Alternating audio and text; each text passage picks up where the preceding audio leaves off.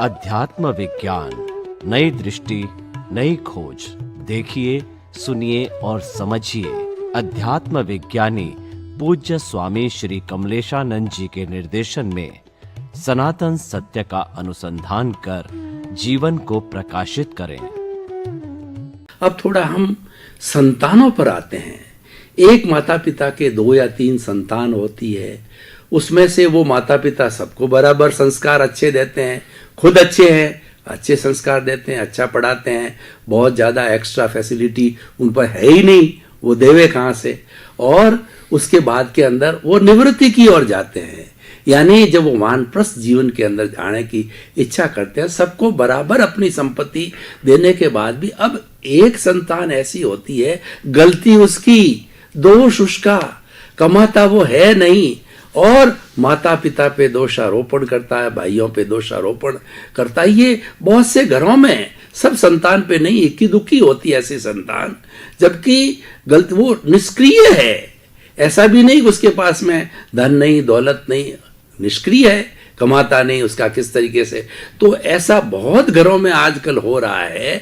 तो ऐसी संतानों को कुछ आप उपदेश दीजिए, कुछ ऐसी चीज बताइए कि उनकी सोच सही रहे कि भाई भेदभाव नहीं है, ये तुम्हारी नेगेटिव थिंकिंग है, तुम भेदभाव समझते हो। माता पिता, भाई या परिवार के सदस्य, ये बहुत घरों में हो रहा है आजकल।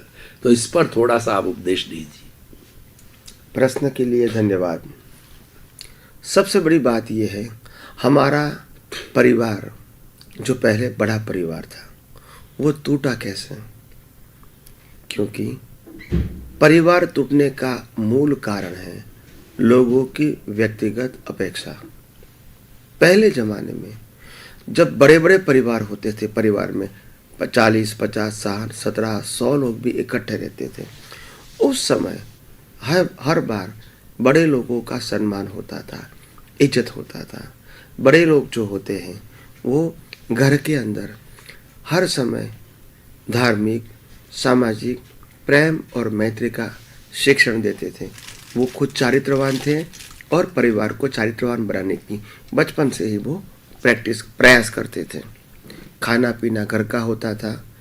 हर व्यक्ति यही समझते हैं कि मेरा परिवार का उत्थान हो, ऐसा नहीं समझते हैं मेरा अकेला वाइफ और हस्बैंड का उत्थान हो, मेरे ही बच्चे का उत्थान हो, ऐसा वो नहीं सोचते थे। और परिवार में जो लोग कम पैसे वाले हैं या जो लोग ज़्यादा पैसे वाले हैं, तो वो समझते हैं कि तो परिवार का पैसा है, चलो मेरे को पैसा ज़्यादा मिला मगर वो मेरा अकेला का नहीं है, पूरे परिवार का है, तो परिवार को काम में आएगा और उसमें मेरा आनंद समाया हुआ है। तो ये सोच थी और इसीलिए ये परिवार और पक्का होता था, मजबूत होता था। और परिवार में सुख दुख आते थे, अच्छे बुरे प्रसंग आते थे। कभी कोई विधवा हो जाते हैं, कभी कोई किसी का पिता मर जाता था, पति मर जाता था, कभी कोई बेकार हो जाते थे, कभी कोई डिसीज वाला हो जाते थे।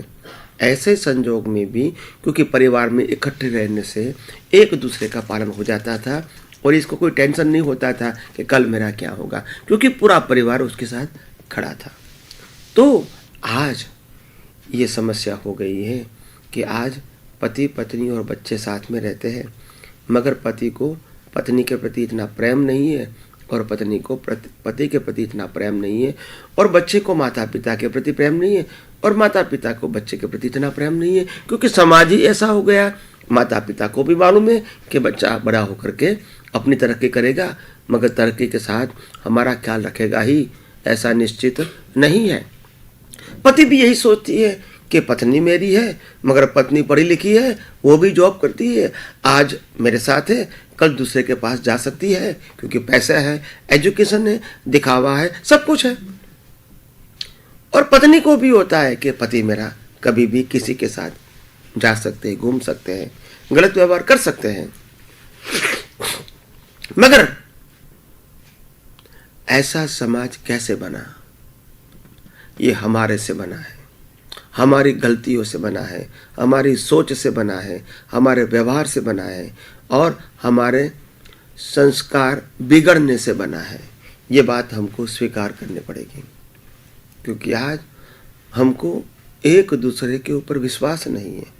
छोटा घर तो बना दिया, पति पत्नी और बच्चे, मगर पति को पत्नी के ऊपर विश्वास नहीं है, और पत्नी को पति के ऊपर नहीं है। माता पिता को बच्चे के ऊपर विश्वास नहीं है, बच्चे को माता पिता के ऊपर विश्वास नहीं है। आप देखो अभी समाज कैसे आगे बढ़ेगा, उन्नति कैसे होगी। जब इंसान को इंसान के ऊपर विश्वास नहीं है, समाज कैसे आगे बढ़ेगा, लोगों का उत्थान कैसे होगा, लोगों का जीवन परिवर्तन कैसे होगा, महान कैसे बनेंगे, चारित्रवान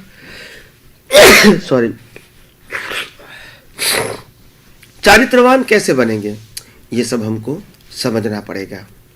तो आइए हम सब मिलके इसके ऊपर गहरा चिंतन करें और हम पहले जैसा अपने समाज को सुसंस्कृत बनाएं, व्यक्ति को सुसंस्कृत बनाएं और बड़े की इज्जत करना सीखें, एक दूसरे के प्रति विश्वास बढ़ाना सीखें और छोटे घरों के न बनते बड़े घर बने। रहने का कमरा अलग अलग बनाओ, किचन एक बनाओ, एक साथ रहो और हर व्यक्तियों की दिक्कत है वो पूरे परिवार की दिक्कत है वो मानोगे तो मैं समझता हूँ सबका जीवन आगे आएगा, महान बनेगा। धन्यवाद स्वामी जी, आपका बहुत बहुत धन्यवाद। आज हमने प्योरली व्यक्तिगत जीवन और उससे जुड़ी समस्याओं पर आपने सांगोपांग होलिस्टिक विवेचन दिया, विवेचन नहीं समाधान दिया। अगर हम लोग स्वामी जी की बताई हुई शिक्षा पर चलें, आपसी सौहार्द, प्रेम, भावना, वात्सल्य, सुख, शांति, समृद्धि और सब चीजें हमको प्राप्त होगी। हमें उस पर चलना चाहिए। श्रोतागण, आप हमारे साथ जुड़े रहिए। ये सब चीजें क्यों आ रही है? ये अनुभव बोल रहा है, ये इनका जीवन बोल रहा है, ये इन्होंने पालन किया है। आज नहीं, जन्म जन्मांतर से पालन करते हुए लगातार पीछे से अच्छी भावनाओं का पालन करते आए हुए हैं।